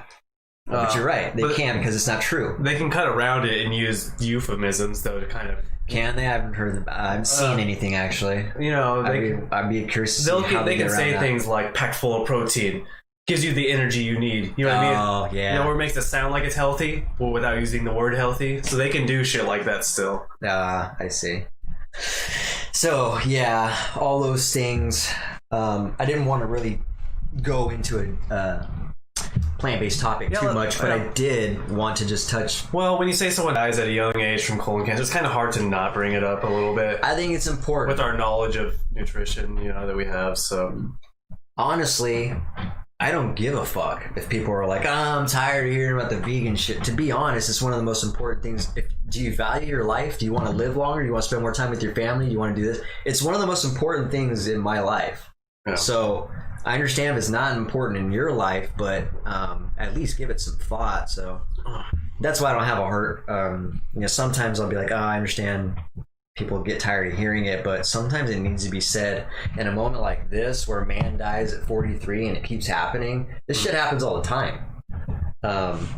43? 43. That is fucking young, man. It's only 6 years older than you. That's 6 years older than me. That's fucking frightening, dude. Like, that's sad and depressing. The man probably has kids. He probably has a family. And now they don't have him in the family. So, I don't know, man. It's just, I imagine if Chad, I'm sure he got the vegan information, especially in a day and age like now. Times are different. You can get an overabundance of plant-based information. But I think if someone would have had a conversation with Chad, I'm wondering if anybody gave him that information ever in those 4 years that he was fighting, whether it was his actual doctor, friend, family. Did anybody tell him like, hey, you ever thought about going plant-based maybe? did he go plant-based ever in that time? Yeah, maybe a day late, dollar short. Yeah, I wonder. But I guarantee if someone were to tell Chad, like, hey, here's the deal. You can continue to eat the way you want, and you're going to die at 43, or you can actually start eating plants and vegetables and live maybe, who knows, 60 or 80 or even in longer. Which sounds better to you? I think if they give him an ultimatum, I think we know which one he's going to pick. It's so easy to actually... But he didn't know the information. Yeah. He thinks the information he's getting is the right information. And again, I don't know what his diet was. Maybe he was partly... I don't know, but if I had to guess from what I learned from Colin Campbell, colorectal cancer is directly related to animal products. I know this for sure. So it's not the only cause of colorectal cancer, but but it is distinctly... If I remember right, it is one of the most common. It is probably the most common derivative from it, or catalyst, I guess you could say. I'm sure drinking is probably really close up there too. Yeah, because it's also a carcinogen. Yeah. Anything carcinogen. That's what I should say. Anything that's in the group 1 carcinogen category is it could be directly related to colorectal cancer. And actually, according to the World Health Organization, processed meat is a group 1 carcinogen now. So it should have, and meat is. So if it's processed or not, it should have been. The rest of them aren't group 1. I think they're like group 2. You know what I mean? But they're still up there. Yeah. Carcinogen is a carcinogen. I didn't know that. Like, chlorine has carcinogenic. Yeah, well, that's a straight up chemical. You know what I mean? So yeah, all those things are fascinating to me. I didn't know that. And thinking about it, like all the pools we're swimming in and the water we're drinking, and I don't know if we'll have time to get to that, but I watched a documentary on water and got fucking my mind blown. So, are you gonna buy one of those things for the sink? Are you gonna drink? No, it's not even that. It's not even. Yeah, people see. But the thing is, okay, so our family is pretty good at drinking and smoking and living till a long time, but that's just like an anomaly. You know what I mean? It's like we're talking about the average person. Yeah, the average person that drinks and smokes will not live to 100. And if I had to guess, that person, if they had not smoked just so the viewers know what he said, Philip said that then you have people drink and smoke that live till 100. Completely true, and I never understood that either. You think they'll live like 115 or some crazy shit? No. What I was going to say was, if that person did not smoke and drink, their quality of life would have been much better in their later years. I can guarantee you that person that smoked and drank till 100 had some rough fucking years towards the end. Whether it's trouble breathing, body, the liver, cirrhosis, there's something going on that was very uncomfortable. That's not a healthy life. Yeah, drinking all those years too is not good for your brain. So the person lived to be 100, yes, but they lived unhealthy and died unhealthy. And if I had to guess, they weren't feeling well for a better part of their life, and that's what we're talking about. Theoretically, then you'll still have then you'll still have those people that are anomalies, but they're anomalies. They're not, they're like weird superhumans. They got real lucky. I'm talking about the damage it does to your body. Mm-hmm. There's no question. Whoever you are, you drink and smoke. Yeah. You're not going to feel like yourself. You're not going to feel 100%. Matter of fact, you're going to have some days where you feel like shit, probably more often than you would if you didn't have any of that in your body. Right. That's what I'm trying to say. Mm-hmm. The fact that you live till 100 is kind of irrelevant. I'm talking about the quality of life, really. The quality of those 100 years. Yeah. And you're right. There's anomalies like that, but yeah, I don't know, man. I think a lot of thought needs to be. More talk needs to happen, I think, about that in a different way. I think we're making progress as a society, so we are. I think if we don't destroy the earth, in the next couple 100 years, that society will go way more plant-based by then, Mm-hmm. I think they will. There's already cultures that are have a lot of vegetarianism, like India and stuff. And now Western culture is starting to develop, veganism and vegetarianism a lot more. So yeah, it's coming around. It's we're behind over here in America, I think, though. Isn't that, yeah, my grandpa was saying that when I smoked, it affected a lot of things, taste and stuff like that. This is the weirdest thing, is smoking definitely affects your taste. Yeah. Makes everything kind of dull. I bet. Bland. I guess. Smoking is really fucking disgusting. It's always been disgusting to me. Yeah. I only smoke when I drink now. The Because smell. I just cannot have alcohol without cigarettes, because it just triggers that. It's weird. It's just like such a huge trigger for that. It's like, that's all I will be able to think about if I'm drinking without cigarettes. It's cigarettes. That's all I'll think about. The second I think about a cigarette, that's all I'll think about for the rest of the night if I don't have a cigarette. You're the only person I know that can like just quit smoking and then pick up smoking and quit smoking and pick up. That's basically what you're doing. Yeah. You're not like a religious smoker, No, but I you're a used to be. religious smoker with what you do with drinking. Yeah. I used to be, though. You know what I mean? I did smoke for like 10 years before I stopped, so. Yeah, Which is a long time. that is a long time, man. Yeah. That's why it's weird to me that you're still picking it up, because I also smoked not that long, but when I was a kid, I smoked for a few years, and then I had to quit, and I never looked back. I was like, "There's no way I want that again." I have smoked a few times without. I drank a few times without smoking, but they were kind of like random, rare times. And I was also trying to not smoke. But if you enjoy it, that's what's addicting. I just never enjoyed it. That's people are different, you know. But yeah.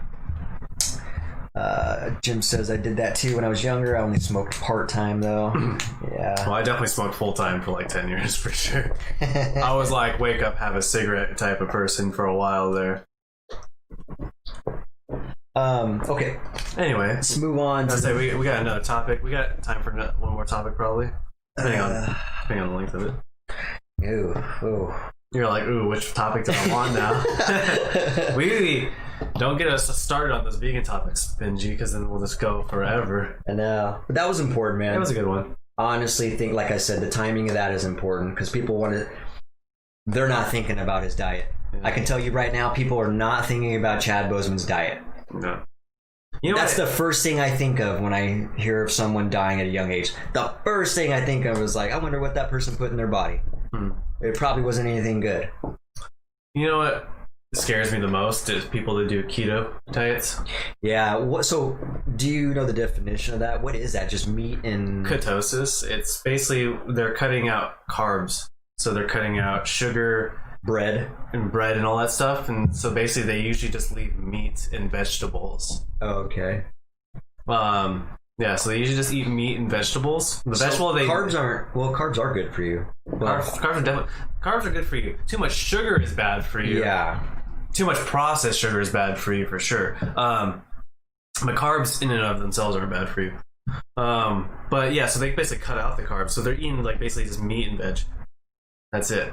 You're right. That's a danger zone. And they have to have the vegetables, otherwise they'll get completely backed up because they don't have any fiber in their diet. So they have to have a little bit of vegetable, but it's mostly meat. And so basically what they're getting is they're just basically going off of fat and protein for their diet. So basically what happens is your muscles store was it glycogen, whatever, it's sugar. Basically your muscles store sugar in them from your food. Yeah. And then when you go to use your muscles, they burn that sugar, and then when you eat more carbs, it gets processed into your turns into sugar. Yeah, it turns into sugar, gets put back into your muscles so that you can use it for energy.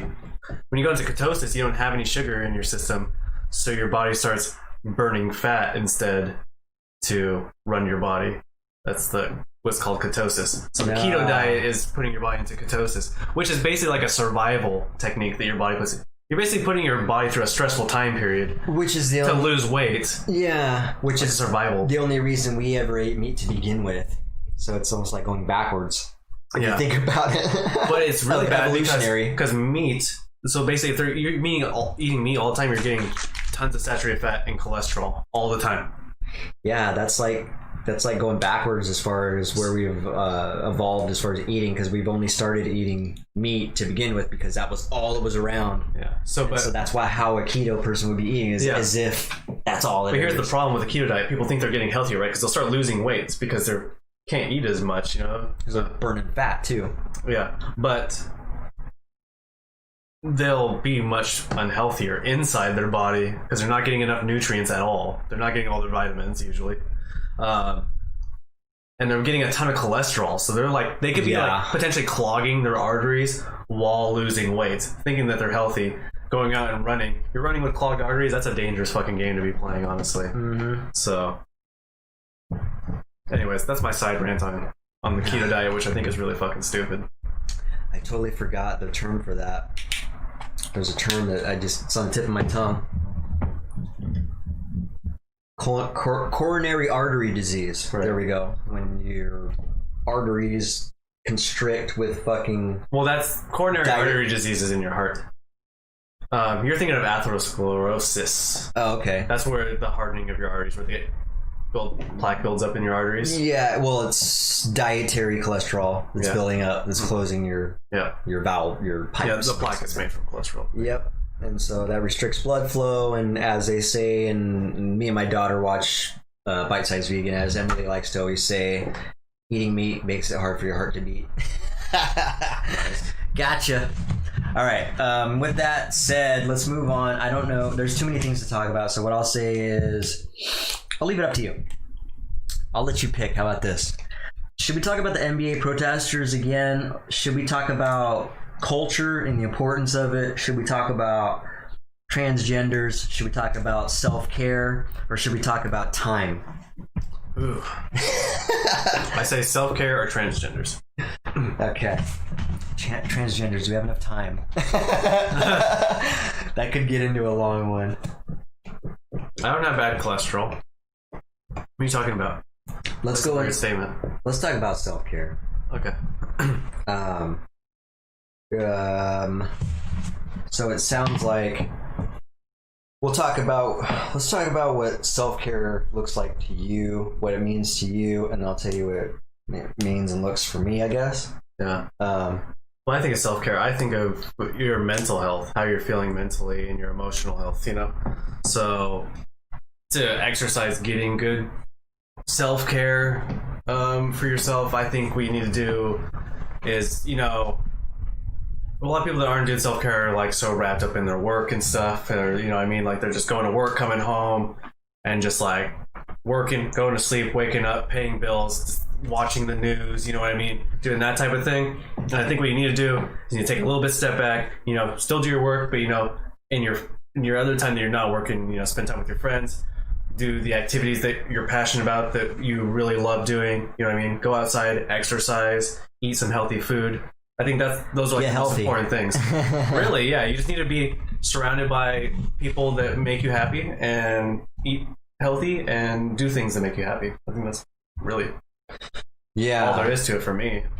I agree. I feel like there's a balance. I've scared myself. I feel like the reason why self-care is a topic for me right now is because I've thought about it more, because I personally haven't taken care of myself. Yeah, you're really not. You've been like fucking stressing yourself out for months and months and months right now. So yeah. And the reason for that is because I have not carved out the time to just fucking walk, shoot some hoops. So now we were just talking about something. We're talking about health and stuff. But you know what stress does to your body too. Stress can be just as bad for your body or worse than a bad diet. So. Yeah. No, I agree. There's been some days. They have data on it though, but like stress can cause artery disease and all that types of shit too. So I believe it. And I believe it because sometimes I'll get absorbed with just my list of shit to do is always long and I never get it done in a day. So that stress is definitely ongoing all day. But yeah, I'm a perfect example of what you were just saying. I work from when I get up to when I go to bed usually. And then even when I try to relax, it's hard because my mind is still on things that need to be done. I have a hard time checking out and carving out some me time. And so I'm trying to do that more. I'm going to do that more because I realize it is actually important, because I notice I'm not mentally healthy when I'm just fucking working from all day, one appointment to the next. And on top of that, we can actually tackle the time topic with this. The reason for that is because I don't manage my... That's the thing. You don't manage your time properly because you should be putting time into your agenda for self-care. Yeah. Because your mental and emotional health should be just as important as your financial success as well. Yeah, absolutely. And I realize that. But time, I mean, shit, dude. There's not enough time in the fucking day, really. There's not enough time in the day. So that being said, you can actually control it, though. Making a conscious effort, now that we're talking about time a little bit, I'm going to make a conscious effort from here on out to actually not be controlled by time, really, I guess, because right now I'm kind of at the mercy of time. It's like I don't really put a limit. I kind of do, but not as much as I should. I should be really carving out set times for certain things and stick to that and be really fucking accountable to that. Yeah. I would say you need like at least an hour a day just for your self-care. You know what I mean? That'd be good. Like even if I could just do 15 minutes, that's more than what I've been doing. I was saying you should get like 30 minutes exercise. You know what I mean? Yeah, I agree. And then maybe like 30 minutes leisure time, like play your guitar for 30 minutes, or like just watch like one episode of a TV. I wouldn't really watch an episode of a TV show.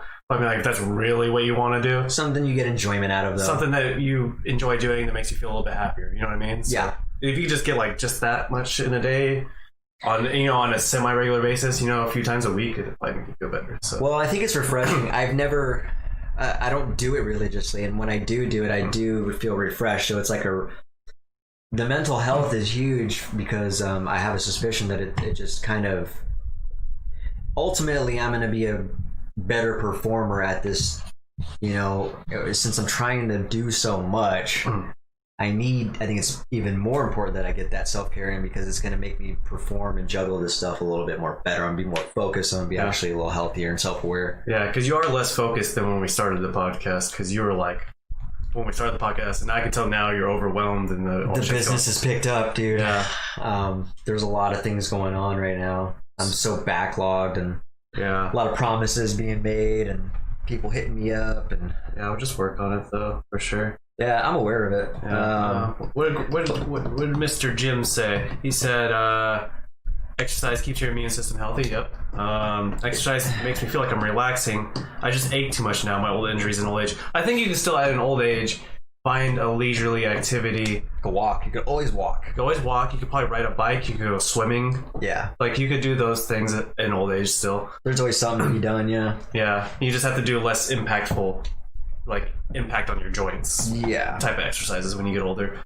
And then Phil said that you'll slow down with the weather. I think he's talking about your business will slow down. Oh, yeah. So you'll probably get more you time in the... But it kind of sucks, though, because this is the perfect time of year to be getting some leisurely time outside, and you're swamped, so... Yeah, well, without going into details of that, it's stressful because I have an overabundance of leads, but at the same time, all the manufacturers I go through are all backed up and delayed because everybody's at home doing home improvements right now. Yeah. And so it's a catch-22. It's like, oh, this is great. We got all the business that we can, want right now, but we can't get the material on time. And so everybody's just constantly, everything comes through me, which is something I'm working on changing. That's the business related, as far as that's another part of my pressure. My business is designed to bottleneck to me. Mm-hmm. Everything has to go through me, and that's why it's stressful. Yeah. Are you making enough money now? You can hire someone to manage that shit. Yes, that's what I'm thinking. So I think you need to do that, huh? Well, manage, do what I do. Not put in orders and all that. Not manage, but assisted manage. You know what I mean? Like, do all the work. Maybe. Like the order work and stuff, so that you can kind of be more of an overseer. You know what I mean? Yeah, ideally that's what I'd like to do. And to answer your question, yes, I'm in a position I can do that. I just have to think of how to execute it properly. Yeah. So because here's the thing. Right now you're doing big picture things, right? Big overarching ideas for the business. And the little picture things, all the little details and stuff. Ideally, you want those two jobs separated. So you want your assistant manager focusing on the little small things. Yeah. You know what I mean? And then you focusing on the big picture things. What am I going to do for the business? How am I going to grow the business? This, that. You know what I mean? And doing that. Yeah. And then your assistant manager is managing okay, we got this many orders, blah, blah, blah. Figuring out we have this backlog, we can't take any more orders right now, or whatever. You know what I mean, though? But I know exactly what you mean. And the way a lot of people put it is, I want to be working on the business, not in the business. Exactly. And that's exactly what you're talking about. Yeah. And that's a big part of the stress, but I'm working on it. It's just a matter of hiring the right people, getting a good team, and then building a culture. And that was one of the topics too, man. How we'll save that, but one of the questions was I wanted to talk about how important culture is and what kind of It's like a culture in general, or like a work culture, or work culture, relationship culture, Right. in general. Yes, how important and impactful culture is. I'm actually pretty excited for that. Now that I'm not in school, I might do a little bit of research on that before the next podcast, because that's a fun topic. It is a fun topic, and I value it very much, and that's what I'm trying to do. Like with my business, having a work culture is fucking huge, and right now I'm struggling with that culture because trying to get people to work together is the hardest part. So you should probably have like you should have like an event, you know what I mean? Should, like a little weekly barbecue or something, you know what I mean? Yeah. Hey everyone, get together. I'm gonna do a barbecue for everyone, you know what I mean? Or just every few months have a quarterly meeting, business meeting for everybody. Show up, and we talk about, I don't know. I think you should do something fun. Maybe you have like the business meeting, but like, hey, we're gonna do the business meeting at the beach, you know what I mean? So we're gonna like play some games, then we'll have a little meeting about the stuff. I like to make people have a little bit of fun, you know what I mean? Like actually make a culture, you know what I mean? So Yeah, no, I agree. make people like want to go to work, you know what I mean? So I think that's the most important thing. We'll get more into it on Wednesday, but Yeah, we'll get into that. It's a very cool topic, though. Oops, and I just put a check mark like I wrote it, right? Like I did it, but okay. But yeah, the time thing, man. So going back to time, I want to talk about, like, yes, I realize I do need, in self-care, I do need to carve out the self-care, but I'm also still not deviating off the path of fucking working my ass off. I think here's the thing. I think you can work your ass off, still get what you want. Maybe so. I think it's just you're trying to get things done in the shortest amount of time period, right? Exactly. So what you're doing is exactly. you're crunching all the time. That's what I'm going to start doing. Instead of just lengthening it out and being a little bit more patient, I'm going to make increments every fucking half hour, 15 minutes if I have to. Basically what I'm saying is I'm going to practice making time my bitch. Like, I'm tired of being controlled by time, being late, fucking everything, because I have no control over the appointment I'm in and it's going longer than I expect. I'm going to just start controlling time a little more, even if it's me saying, this is how much time we have for this meeting, so I got to get out here this time. If we don't get it done, then we can pick it up from there, reschedule it. But I just need to provide a little more of an agenda everywhere I'm going and control what time. you should do is you should value your time more, make it a priority.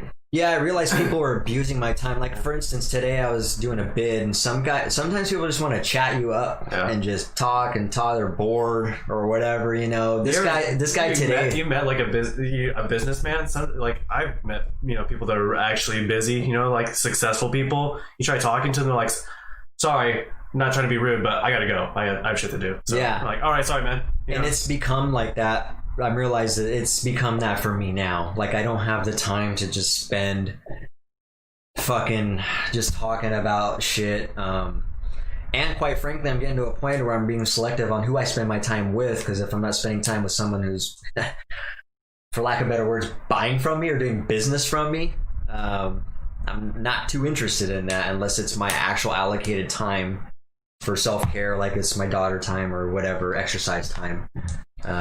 They're talking about that. One second. Phil said, I got to find their likes. I think it's likes and how they motivate, really. And then my grandpa said employees react to each item differently. Yeah. And then Phil said, I may be wrong, but I don't think he has that many employees. How many employees? Like 4? 3? I got 3. Okay. I got 1 sales rep and 2 guys, so I'm very small. But I'm getting ready to hire 2 more guys. So are you? I'm gonna have 5 altogether here, including myself. That's a 6-person team now that we're talking about, and I might even get another sales rep. Actually, okay, it's building. I have the flexibility to do that. The only reason I'm holding back is because of the manufacturer thing. I know they're really holding you back. Yes, I don't want to sit here and push into business. Something, or I need to really start pushing or get like a partnership with like a real partnership with like a manufacturing business, you know what I mean? But they have to be, even manufacturing businesses are behind though, is what I'm saying. Just like Like just getting steel and just getting aluminum and just getting wood. Even the lumber store was out of wood. The lumber store is out of wood That's too? the first time in 14 years that's ever happened. Not all wood, but they didn't have 16 footers. 16 footers, 2x6 is a normal thing that they're never out of. That's crazy. Yeah, first time ever. So It's just one of those this things. is a weird time You right just can't now. really do anything about it, so... Everybody's just consuming. They're at home and they're just spending money. They're just fucking... I guess that's true. I've consumed so much this year.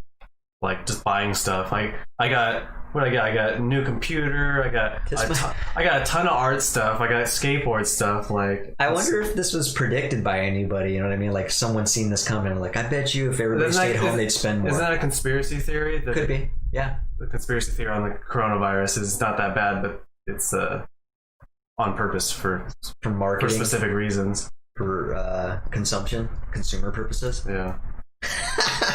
That's kind of like holidays. That's the only reason holidays exist, in my opinion, is just to generate revenue for the markets. I don't think so. I think they work for culture and getting people together. It depends on the holiday. It really depends on the holiday. But that can be done without presents and all. You know, well, I guess we're talking about Christmas. You're right now. mainly thinking about Christmas, right? But like Thanksgiving, even there's always something that's The turkey the industry. turkey, millions of turkeys. Turkeys in the pumpkin industry, right? You know what I mean? Yeah, but that's gonna be any holiday, even if, like, you know what I mean. Even if it wasn't for economic reasons, it would still end up being for economic reasons because people would have certain traditions associated with those holidays. So, like, one of the traditions is we're going to eat pumpkin pie on Thanksgiving. Yeah. So the pumpkin industry's like, hell yeah, Uh-huh. bump up those fucking pumpkins. Yeah. Yeah. And then they're like, you know, then they'll start making ads for pumpkins. Like, we have the best pumpkins. You know what I mean? Some holidays are just irrelevant, though. Which ones do you think are irrelevant? Good question. St. Patrick's Day, maybe? Is that What? that's not okay? We're talking about government paid days, I guess. So I wouldn't say that. You're not Irish though, so it's kind of like you're biased, right? yeah, well, we're in America too. So I mean, do we celebrate every other country's? You know, whatever day in Germany they have, or whatever day in Australia. Not nationally Irish, ethnically Irish. Yeah. So there's a difference, you know what I mean? You can be Irish but still live in America. I'm not saying they're... But America celebrates St. Patrick's Day is what I'm saying. Do you think that over in No, that's not... That, you're getting what I'm saying mixed. I'm saying Okay. the race of Irish people versus the nation of Ireland. The race of Irish people still celebrate that holiday, even if they're not from Ireland. Oh, right. Right? You know, it's like Native Americans don't live in the country of Native America. They live in the United States. You know what I mean? Yeah, So yeah. They still have their holidays. You're taking your culture with you. Yeah, exactly. I get that. That's what I'm saying. But I think America has adopted. It is kind of weird that we Specifically celebrate that holiday. The non-Irish people celebrate that holiday. Exactly. Why the Irish? Why be fair, didn't we take a liking to the Scottish? Why didn't we take a liking to the... To be fair, I think most of the United States has a little bit Irish in them, though. Probably. And, I mean, technically we have a little bit of everything in us, really. We're all derived from Africa, right? Well, if you want to get into that, then yes, yeah. Yeah. That's what I'm saying. So it's weird. It's picky. It's selective choosing, and it's ironic. But it's too bad we ran out of time. That just means we have a lot of stuff for Wednesday. So we'll recycle some of this stuff. Quick rant. Why do they call fish and chips fish and Oh, chips? here we go. It's fucking annoying. It's because it's a British thing. Okay. But why do the British call them... Oh, the British call fries chips? Chips, and they call chips crisps. So, Yeah. so if you wanted actual fish and chips over there, you'd have to say, "Can I get fish and crisps?" Yeah, yeah. So it's just different words from different cultures. So Okay. So it's really not I thought that it was a complex. made-up American name that we're just No. like, let's call it something else. no, Why? It comes from. It's from in England. It's from Okay, England. so it's a a British foreign thing. dish. Yeah. It's a foreign dish. Okay. It's really popular over That in we have England. adopted. Yeah. Okay. Got it. Do you think there's other cultures that adopt our foods? Yeah, I think in some cultures they don't call them French fries. So like if you go to McDonald's in different countries, I don't think you call them French fries. I don't know what they call them, but Do we ever have our own names? Like we're just taking we call French fries, a French name that? Like do we have our... Can we take... remember you hear those jackasses that are like, it's not French fries, it's freedom fries. Like, I forgot about those. shut the fuck up. I forgot about that. Oh, it's the worst, dude. McDonald's is fucking gimmicking fucking free fries, right? weren't they? You can go get free fries. Oh, for like, I think it was right around that same time. Yeah, you can just stop in there and get free fries, a small or whatever. that sounds amazing. If you're not vegan, you're just like, fuck yeah, dude, I'll go get some free fries. I love French fries. So nice. Okay. Yes, England is right next to Ireland. You're right. Jim, thank you for the geography. Thank you for that. Yes. But yeah, when we come back Wednesday, I do want to talk about the things we didn't talk about, and then I wanted to go over that show I've been watching. Which show? With it's called Down to Earth with Zac Efron. Oh, okay. And that other guy. But yeah, I watched one episode where it was strictly on water, and it blew my mind. Okay, so you want me to watch some of that? I'll watch some of that stuff. Sure, yeah, you should check it out, dude. I think you'll be fascinated. Well, if we're gonna go over it, then I might as well watch it. That whole documentary is really cool, and they're just going through different countries and how they use renewable sources and things. So, but yeah, this has been a good episode, guys. So, thanks for joining, Snakes, Jim, Philip, Mark. Hopefully, right. Good to see you guys. Good to see you guys' text. Let's put it that way. Good to see you guys' text messaging. Yeah.